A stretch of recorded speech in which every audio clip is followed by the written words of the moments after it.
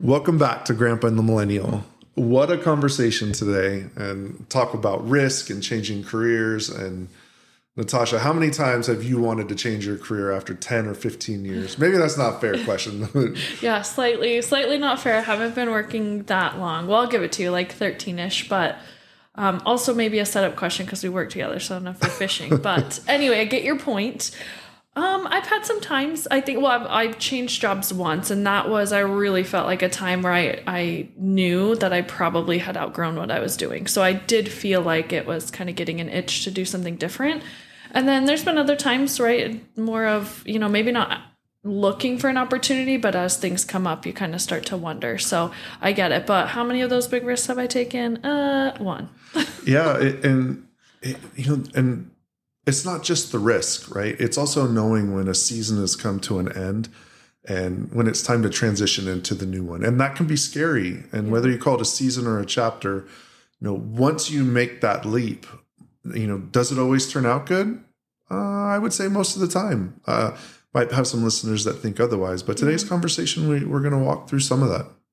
Yeah, it was really good having perspective or getting perspective from somebody who has intentionally made some changes and sometimes also not intentionally been put into positions that may not have been the best. I think that was a really interesting part of the conversation. So it's a good one. I think everyone's different and there's some tidbits about how to do it well, or maybe with some grace. So yeah, well, I hope everyone listens in. And if you're thinking about making that change, do it.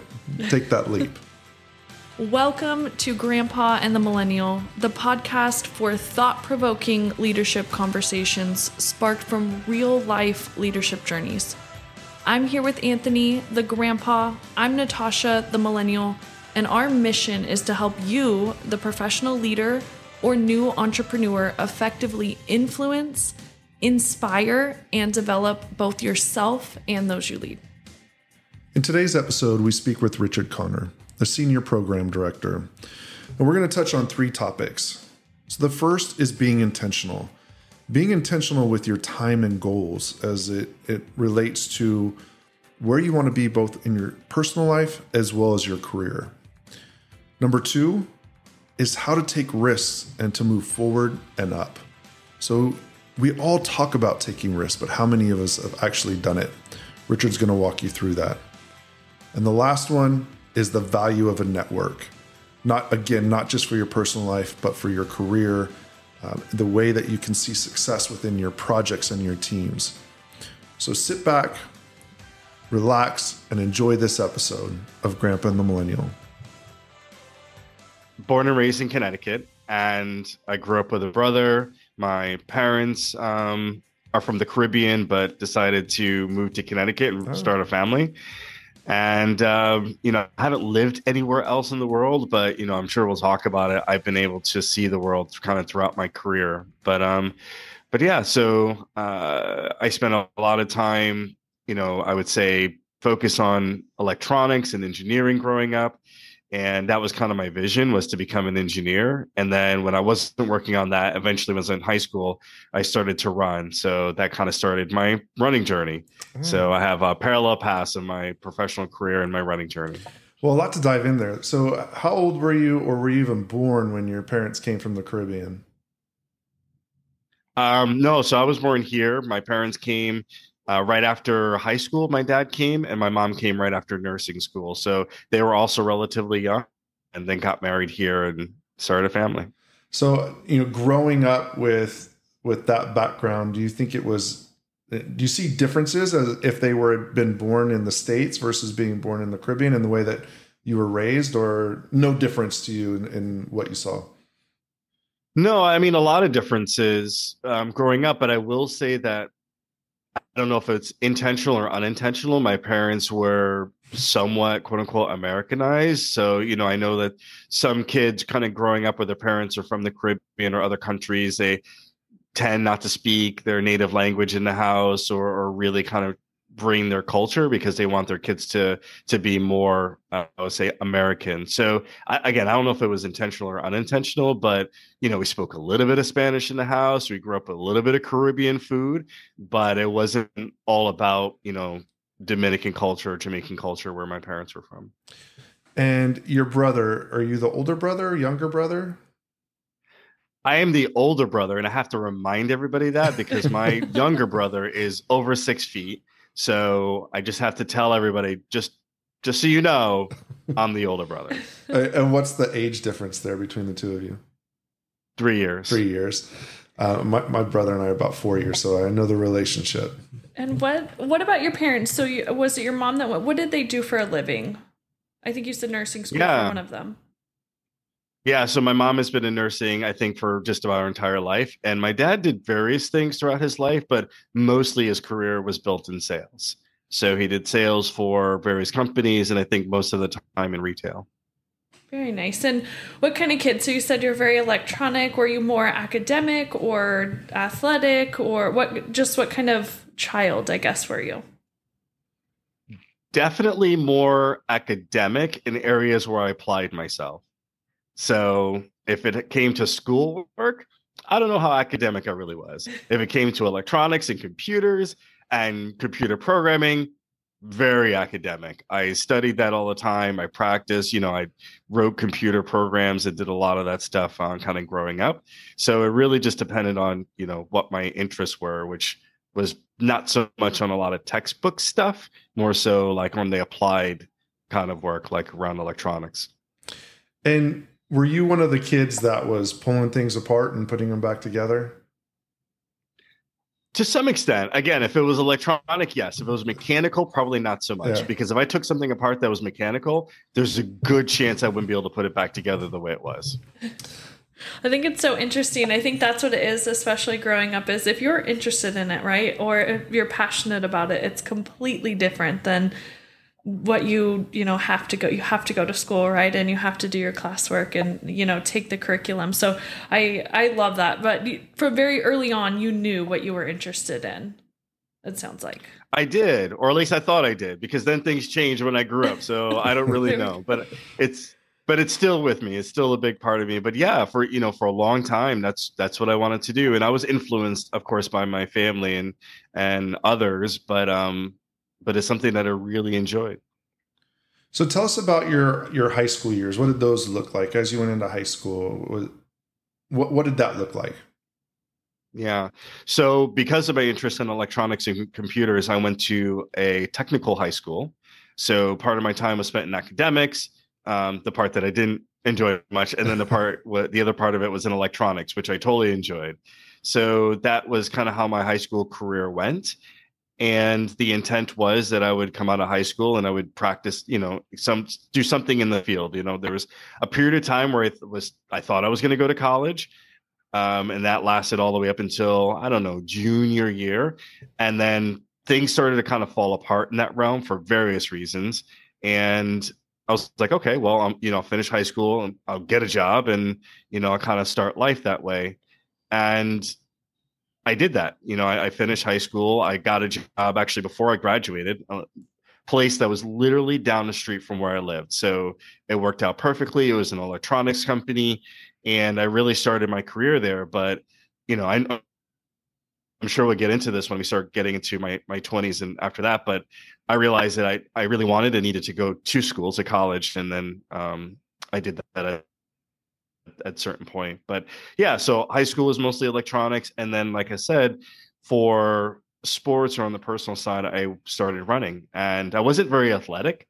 I wasn't very good at basketball. I wasn't very good at baseball or those types of sports. And I always grew up with this mentality like, I can't, especially when it came to physical activities.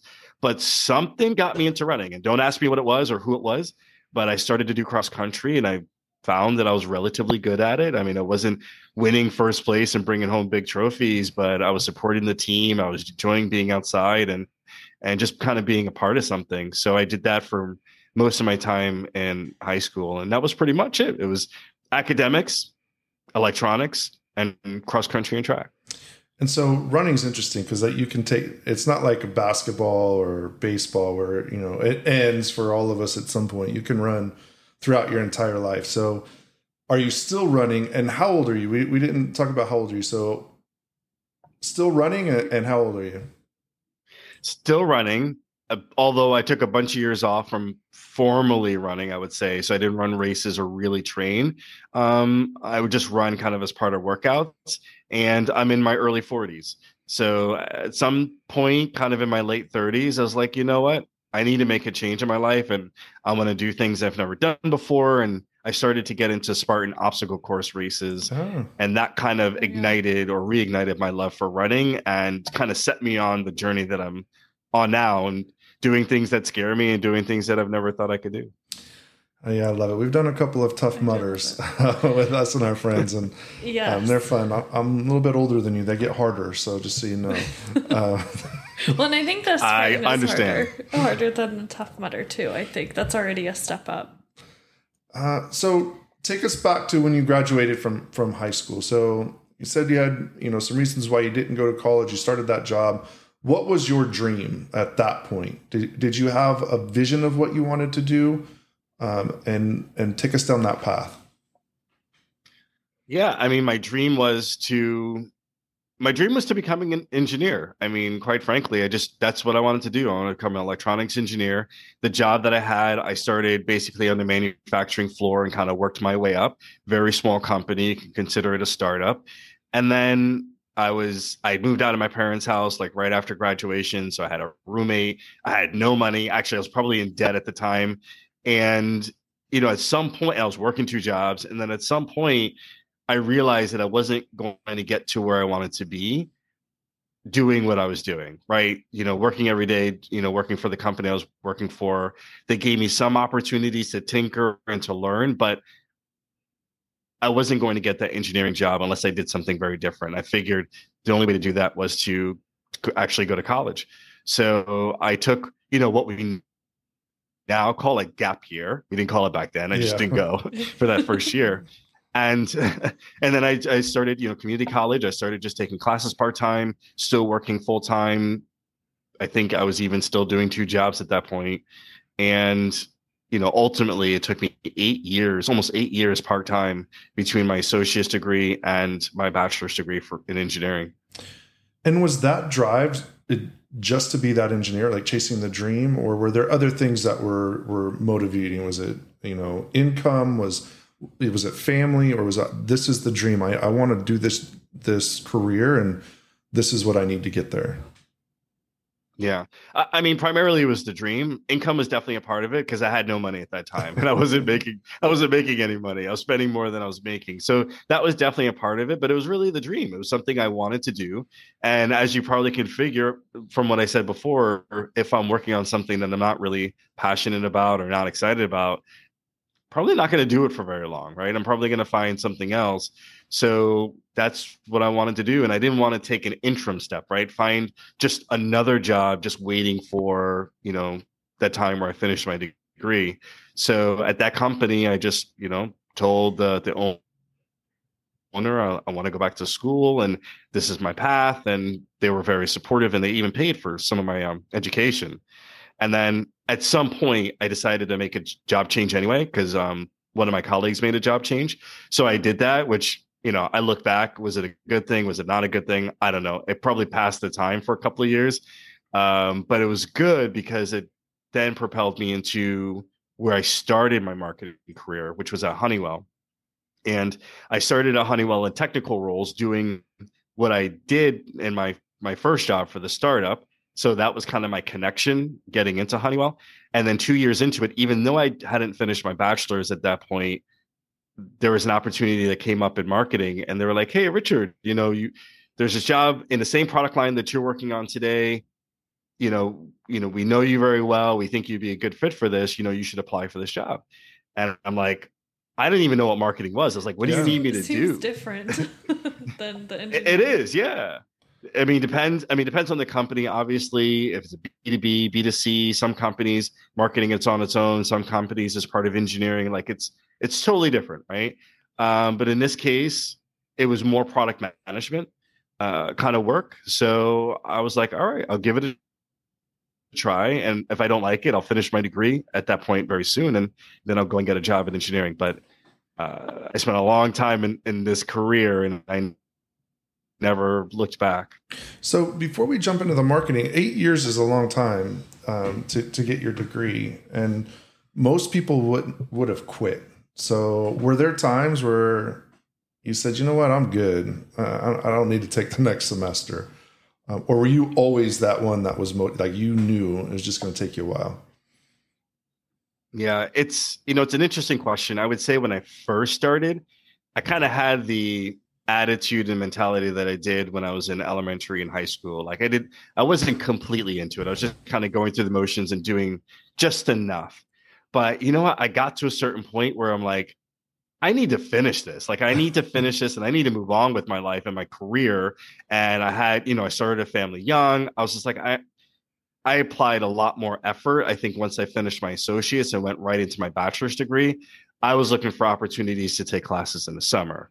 I was looking for opportunities to take classes in the winter, whatever it is that I could do to speed it up. So no, I went in the opposite direction. I was like, how can I get through this faster? But knowing that this is the path that I chose, and there was an opportunity for me not to work full time, and I just needed to kind of manage both. You were halfway there. So college is a big thing that a lot of our guests talk about, and that argument, if you will, or there's two sides of like, is it absolutely crucial and necessary? Is it not? So it sounds like you made an interesting statement about you realized that if you wanted to progress, that you would need to go back. And so was that just a question on that? Was that just your internal feeling, or did you have people maybe at work or your family telling you, applying some of that pressure as well, that it was necessary? It was more work. I mean, I'm looking at the job postings and, we're going back 20 years, right? If you needed a degree. It wasn't just for engineering. It was kind of across the board. I think today it's probably a little bit more flexible depending on the job. I mean, even in engineering, right? But no, back then it's you degree if you want this type of job, or at least that was the perception. So that's what drove me to get the degree. Well, congratulations. Yeah, made it.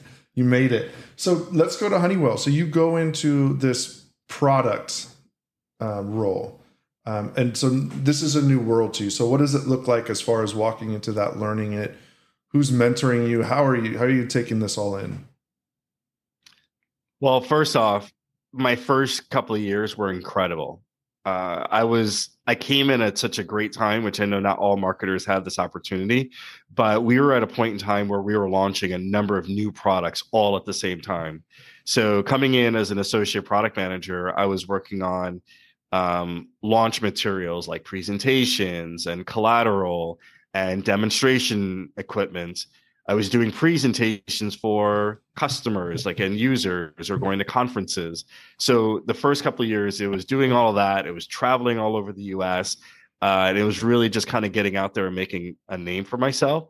So that was phenomenal. I was probably working like 1,000,000 hours a week, but it was probably one of the best times in my career, given the type of activity, because it's exciting, right? When you're launching new products and you're doing new things, it's probably one of the more exciting times of a marketer's career. And you're learning a new business, right? Like this is a new skill set for you.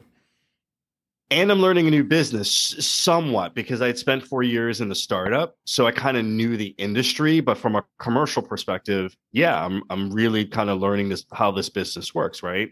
Who we're selling to, what they're doing with our products, and how they're selling to building owners and end users, how we're getting our products specified.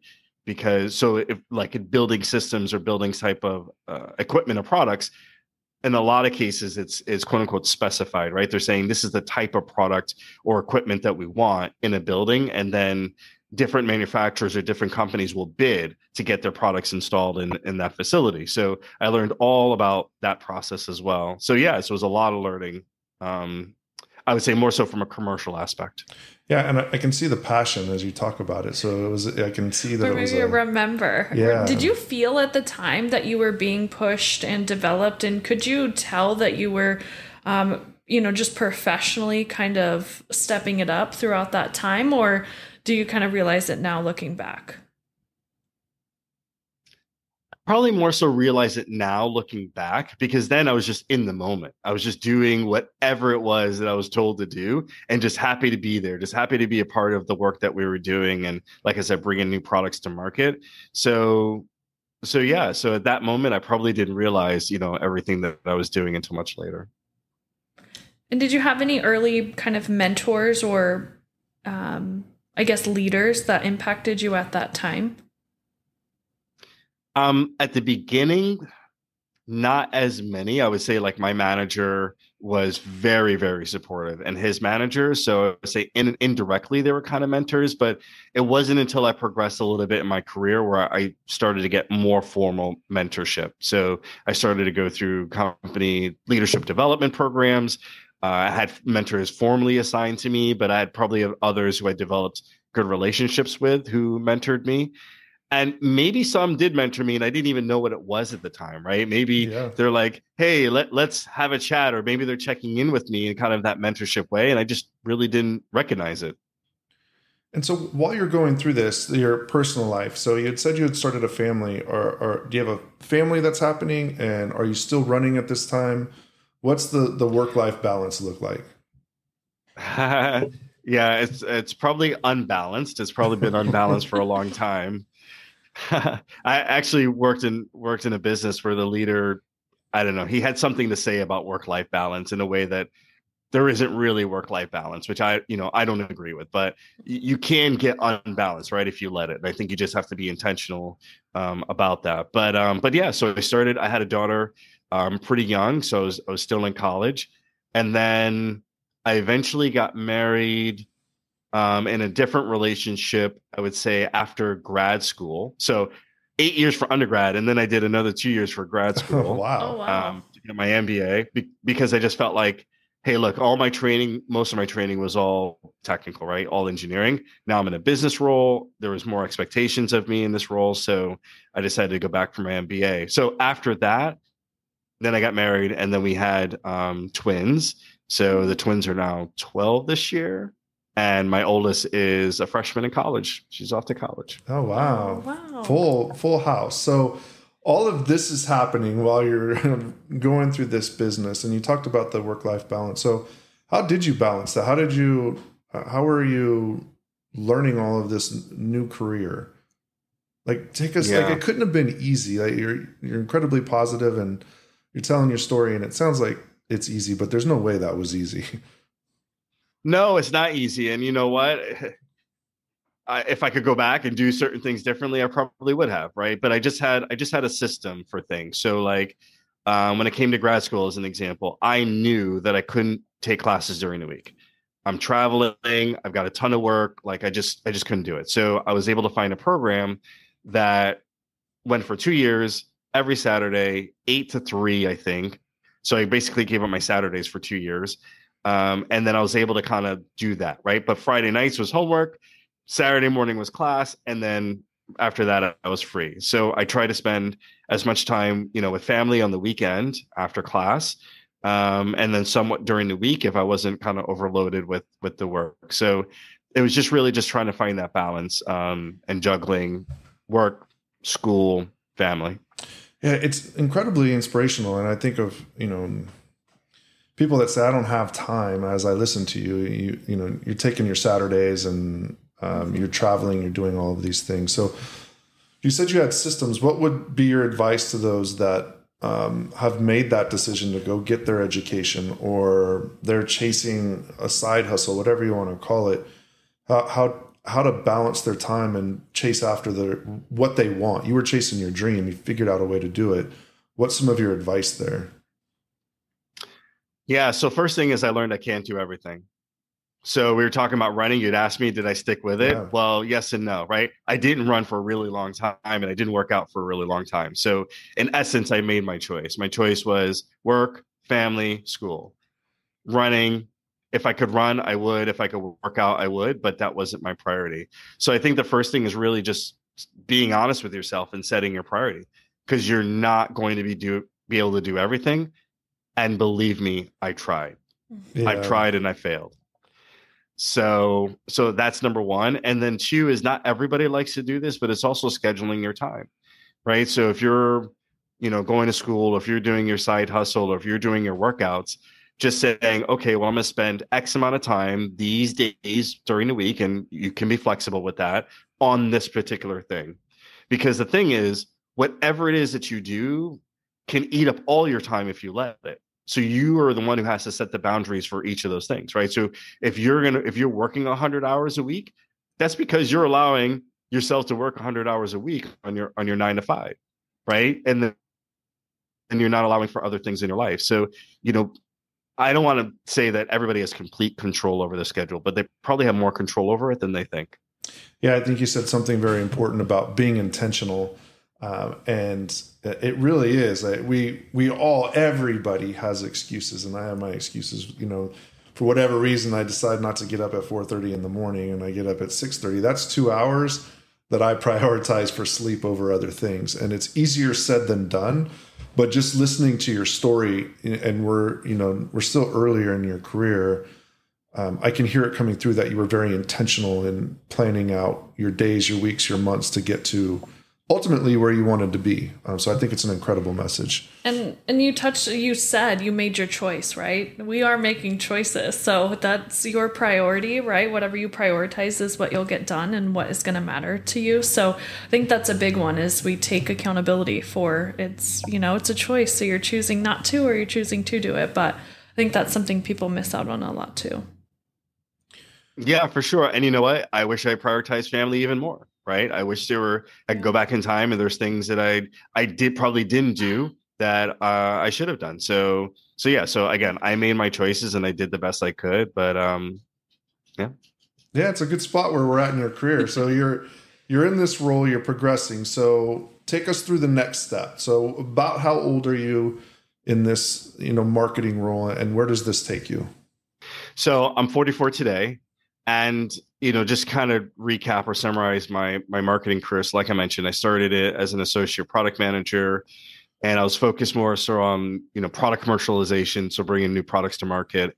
And then eventually I moved into a new product development role. So I was more focused on, understanding customer needs and requirements and translating those into, functional requirements and leading teams to do new product development, which better aligns with my training, right? Because I'm an engineer and I like to develop things. So I was probably having the best time of my life doing that. So even though like the first couple of years were fun, what I was doing next was really what I had always wanted to do, right?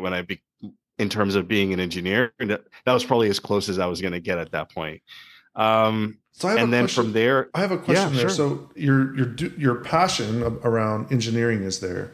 You said you're leading teams. So where is your leadership skills coming from? Were you studying them at this point? Did you have a mentor, or how are you walking? And I work with engineers who are leading these teams. So where is your skill set coming from?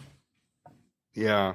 Gosh, you're really taking me back at that time. So, like I said, the company had some leadership development programs that I was able to go through pretty early on in my career. And then a lot of it very early on was learning by doing, to be honest with you. Mm-hmm. It was, we didn't have a formal, what I would call today PMO, or project management.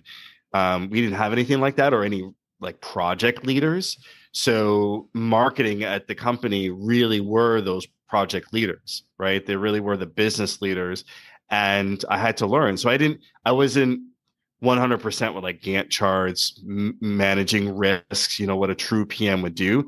But at a high level, us as marketers, we were leading the teams and leading the projects.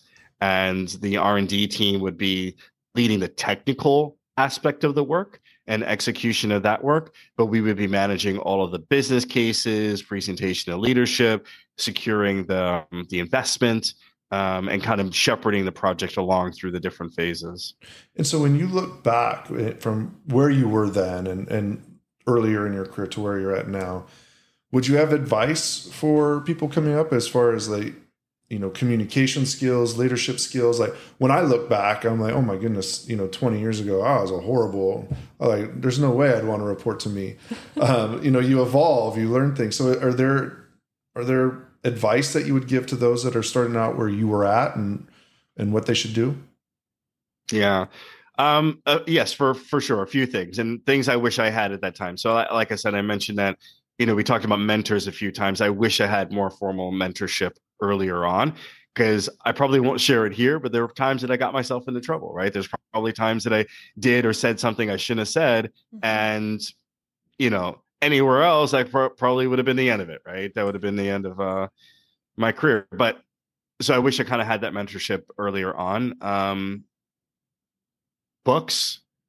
There are a number of books that I've read that I recommend anytime someone starts in a new role or starts or goes from an individual contributor to a manager. So just kind of around that personal development, there's a lot of options for someone today. I don't think you need to go back for um, your 4-year degree for that, kind of education, or maybe some other traditional ways. But definitely mentorship, as you talked about. I would say definitely books, and maybe there are some courses that you could take that are online courses for a short period of time that really kind of help give you that foundational knowledge that you have. But a lot of it is you're going to learn, on the job. And did you want to be in a leadership role, or did you see yourself in that, or was it kind of a part of that natural progression that you found yourself in a position where you're leading teams? Both.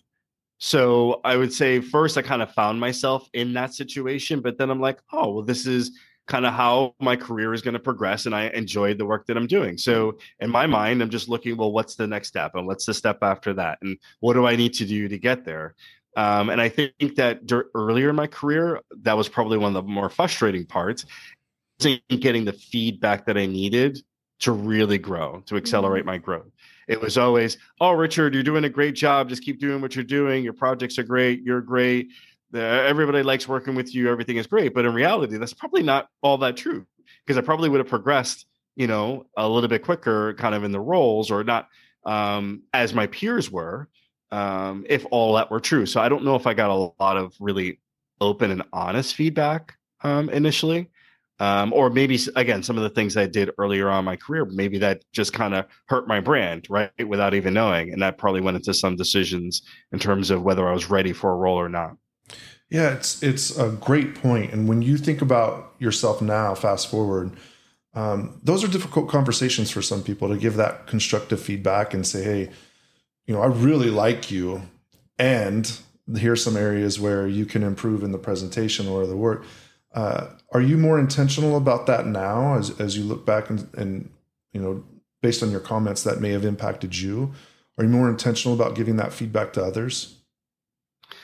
I am, but I can't say that I'm great at it. So I definitely do my best, but I am probably not as direct as I need to be in giving feedback. And that's something I've been working on personally. But yes, I do try to give feedback, and I do try to coach and mentor others. But for folks that have worked on my team, I would say that that's something that I've had to develop over the years, just to be more direct in terms of my feedback. Me too. Yeah, and it's so important for leaders as they go through. Like when you can give somebody feedback, you can shorten that learning curve for them, and so it's something that we talk about quite a bit. And Richard, I keep taking you away from. We keep going down these rabbit holes. So go back to this spot that you were loving what you were doing, and where's that role taking you in your career? Yeah, so that was probably one of the more challenging points in my career. And this might be a lesson for those listening, is I was moved from a role that I loved into another role that I didn't love, because that's where the need was. And being the kind of person I am, I want to help, I want to support, I want to do what's best for the business. So, well, a little hemming and hawing, but I said, okay, I'll take that role. And unfortunately, I was not happy in the role, but fortunately, it was an opportunity to kind of turn things around in that area of the business. So we went from very unhappy customers to moderately unhappy customers, maybe slightly happy. So, so it was a good opportunity that got me in front of the leadership team, and on my side, as well as the customer side. It was a great opportunity to kind of, rally the functions around, hey, we're not really doing well in a particular area, and we kind of owe it to our customers to do better in this area. And here are the things that we need to do, really, and kind of, I would say, fight the good fight to make sure that we're delivering on what their needs are. So that was a great experience, but I was very unhappy the entire time, right? And I was like, all right, a couple of years of this, I'm like, well, what's the next thing? So that fortunately brought me to another great role, which I was responsible for international markets, but still based here in the US. And I love that. That was an awesome experience. And then I moved into eventually a marketing director role, which ultimately was what I was striving for many, many years. And I was leading a team. I had responsibility of a specific portfolio, both new product development as well as commercialization. And that's ultimately what I was looking to do, was like have something that I could say, yes, I'm responsible for this bucket of things. And we have a team that kind of, works on this, and we have a strategy, vision, and we're just going to get after this. And this is how we're going to grow the business and win in the market. So that was another point in my career that I was really excited about doing what I was doing. But I had to go through those points in my career where they put me in positions that, wasn't all exciting, for me, but I had to do the work. Yeah, I think every generation, so I'm not calling out any generation specifically. I was going to go there anyway, don't worry. There's something to be said for putting in the work, and it's not, post a video and tomorrow you're successful. Those years of work is why people are in the positions they're at. And yes, there's some short-term success for people that might be able to cut some corners, but when you look at someone's overall career, to your point, like, you had to grind and you had to do some things that you didn't like to ultimately get to where you wanted to be. How long did you get to? Go ahead, Natasha. I was just going to say on that too. I think the important part, and I think it's hard in the moment. It's been kind of a theme. I've mentioned it with a couple guests. I think in the moment, sometimes we don't realize it, right? We're getting mentored and we don't realize it until later, or we, are having a really hard time. And then we look back and say, oh, these are all the lessons though. So it sounds like you were able to kind of come out of that and realize where, even though you weren't happy, the good that, you were able to pull some positives out of it and obviously develop through it. And so I think that's what it is we're all going to go through things that we don't like, but being able to take a minute, and it might be helpful during the moment where you're, take a minute and say, hey, let's just think about the positive stuff. But really, I think a lot of times hindsight's 2020, right? That looking back and saying, oh, that was a good part that pushed me a little bit, but also helped me through. So that was just, the thoughts on it, I guess. Yeah, for sure. And, I think what kind of carried me through is my drive to take on the challenge. As I mentioned, we weren't in a great place in that part of the business, but also to learn, right? It's a part of the business that I kind of knew, but really didn't. So I had, it was a lot for me to learn. And, I kind of found that throughout my career, if it's an opportunity for me to learn and grow, that's also going to attract me to a role. And so that was also a positive side of pretty much all the roles that I've had. Yeah, prep for the next opportunity. And so how long were you in that role? So that sounds like at the time it was the destination. That's what you were driving towards. So are you still in that role, or how long were you in that role? Yeah, so I was for the when I was a marketing director, I was there for a couple of years. I was in that role, and then we went through big changes within our business unit, and my role changed. So I just took a step back, and I said, okay, well, my role's changing. I've been in this industry for a really long time. I've been with the company for a really long time. Since everything's changing around me, is this opportunity for me to make a change, right? Should I be thinking about what's the next thing? And one of the things that really kind of struck me was, I remember I was at a conference, and it was an industry conference, and then somebody was giving their retirement speech, not with our company, I think just somebody in industry. And it didn't dawn on me probably in that moment. It wasn't until much later where I was like, gosh, I can't imagine myself being on that stage, giving my retirement speech, doing what I'm doing today. Mm. And for me, I think that was a driver to say, you know what, should I consider not so much leaving the company, but should I consider a different industry? And I was in that industry for a long time. I think I want to say 17 years or so, 18 years. So because I started there right out of high school. So it was a really long time. And then I had done some things in between, but that was pretty much what I had done at that point. So that's when I decided, you know what, let me just see what's out there and see if I could find, another industry, another company, something that aligns with my values and the work that I want to do. And eventually made the switch. And what did you make the switch to? So I went from fire and life safety systems to healthcare, which for me made a lot of sense. I don't know if it made a lot of sense for others who are like, wait a minute, you want to come to healthcare? You've never done this ever in your life, and this is what you want to do, and you don't have a biomedical engineering degree. But I've always felt like I was in a position to help people in the industry that I was in. Right. It wasn't, there's a lot of industries, not to knock any others, but I just felt really privileged to do the work that I was doing there. So I wanted to be able to continue that in another industry. So healthcare was another good one for the type of work I was looking to do. And I landed with a company that's, number one in the industry. So I was like, of course. And it's in my backyard. I was like, this is exactly where I need to be. So that's kind of what I went through. And of course, I looked at other opportunities. I looked at other companies, but this one really felt right. It was super hard to make that change. But once I was able to do it and get in, it's been a really great ride. And what are you doing in healthcare? What's the role now? Yeah, so I kind of repeated a lot of the work that I had done in my previous industry. So I started off in more of a new product development kind of role, and I did that for about a year. And then they asked me to move into a more commercial type role. So similar, bringing new products to market, managing, our commercial business from a marketing standpoint. So I did that, and I led a team for 4-something years doing that. And then for the last 2 years, I completely stepped out of marketing. And then I took on a program leader role, working on expanding our operations for manufacturing footprints for some of our key products here and overseas, as well as new product development. So I'm leading, I'll say, 3 work streams within this program. Yeah. So you take a lot of risk.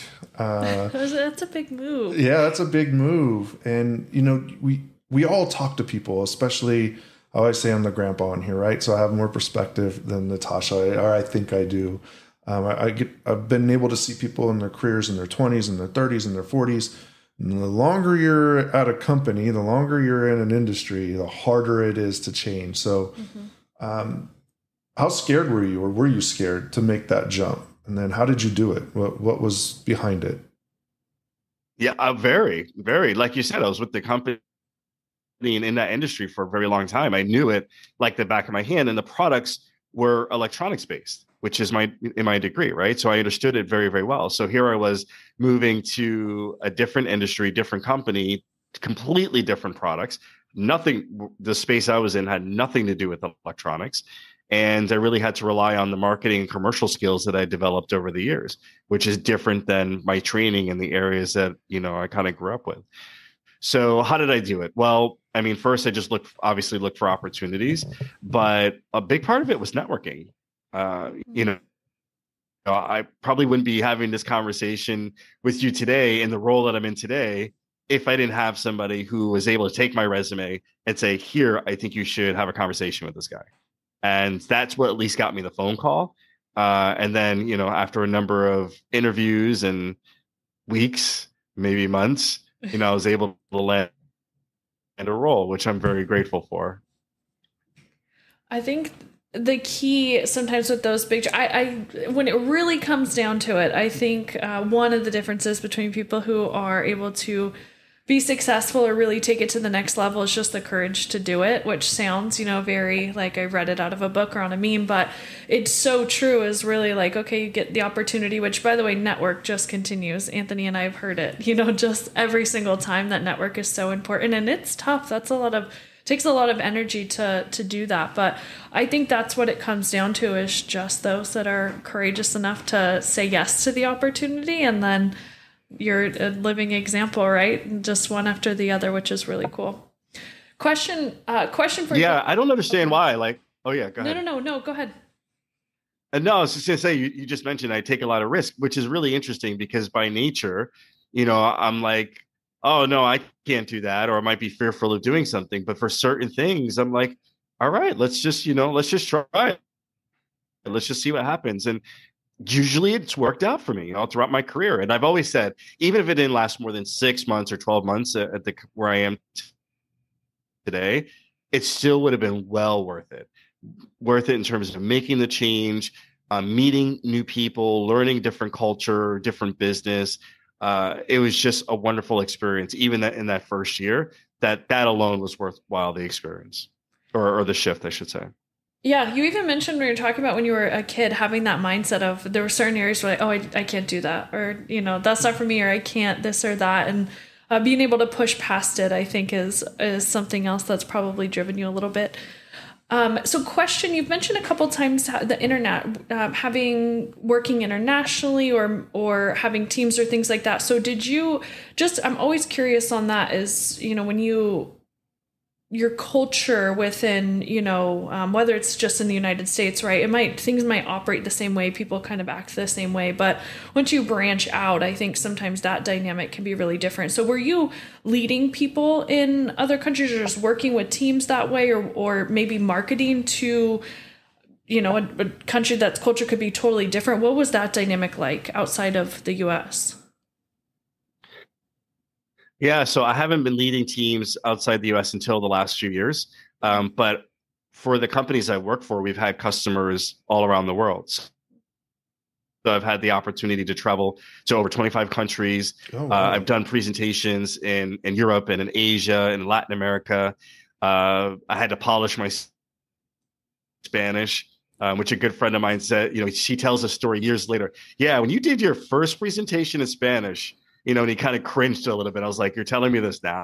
But it was just a tremendous opportunity to be able to do that kind of work and then just learn other cultures and just kind of learn more outside of the bubble that we're in, right? If you don't travel abroad. So, that is one piece of advice. I don't know if I'm supposed to give like a list of advice here, but if you don't have a passport, please get a passport and please travel the world, whether it's for work or for personal. Please do that. It's going to completely change your life if you do that and you have a different perspective on things. Absolutely agree. Well, Richard, this has been an incredible conversation. We have a few staple questions that we wanted to ask. So Natasha, you want to go first? I do, and you've given a couple pieces of advice, but this is my staple question, and you touched on a brief little part of it earlier, but I always ask if you could go back and talk to your 30-year-old self, knowing what you know now, being the person you are now, being where you are in your journey. If you could talk to your 30-year-old self, what is one piece of advice you would give yourself? Oh, in my 30s. Gosh. I have to think about where I was at that point in time. I would say, I think I would start with networking. I probably did it fairly well at that time, but didn't really know the value of it. Not only in terms of career growth, but in terms of the success in the work that I was doing. Because one of the things that I realized is the better that you're working with your with teams, with your coworkers, the better communication is, the better alignment that you have, the more successful you're going to be. So I've been in situations where we've had great communications, we had shared goals, and we just got after it. Like we were just really, really successful. And there are other times where we had a lot of conflict, miscommunication, misaligned goals, and it showed, right? It showed in the results. So I would say I would have told myself back then it's a lot more important than I probably had realized back then, and to keep it up. Like, don't stop doing it. Just because you get to a certain place or a certain level or a certain job, then you're good, right? You just got to continue to do it. It's and make time for it. So that's probably one thing. Just, it's important. Keep doing it. That's good. That's a big one. And what about just if you think kind of over your career in leadership and in the positions where people are reporting to you, or you're the mentor maybe in that situation, what's maybe the biggest lesson you've learned in your leadership journey? As a mentor or as a people manager? Either. People manager, okay. Maybe. Yeah. So people manager, probably going back to the feedback, 100%, being more direct in feedback. It was probably the biggest lesson I've learned. I would say I'm very supportive of my team and their work, very supportive in their career, but not as direct as I needed to be in the feedback. So that's one thing that I learned that, probably got me a couple of times during my career.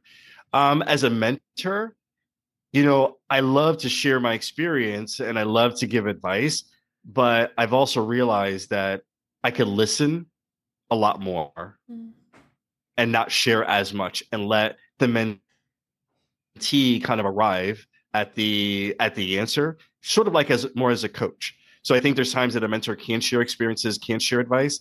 I probably overshared kind of as my time as a mentor, and it's something I learned later on in life, is to act a little bit more as a coach, and that might be a lot more productive as mentees are trying to work through whatever it is they're trying to work through. I think you're speaking right to me. That piece of advice is for me, so thank you. Go ahead, Anthony. Yeah, it's great advice. So my question is, if you could have one more conversation with somebody, whether they be alive or they've passed, anyone in history, who would it be and why?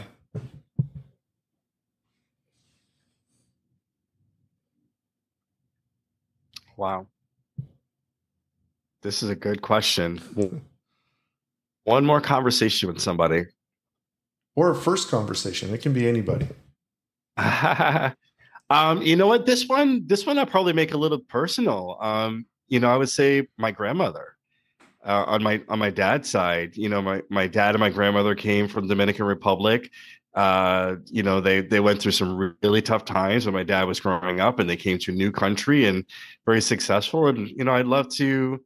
I guess I was probably too young to hear all the stories, so I would love to hear a lot more about my grandmother and kind of her growing up, and also have her see what I've been able to do in my career and my family. And yeah, so in terms of one more conversation, I'd say she's the first person that came to mind.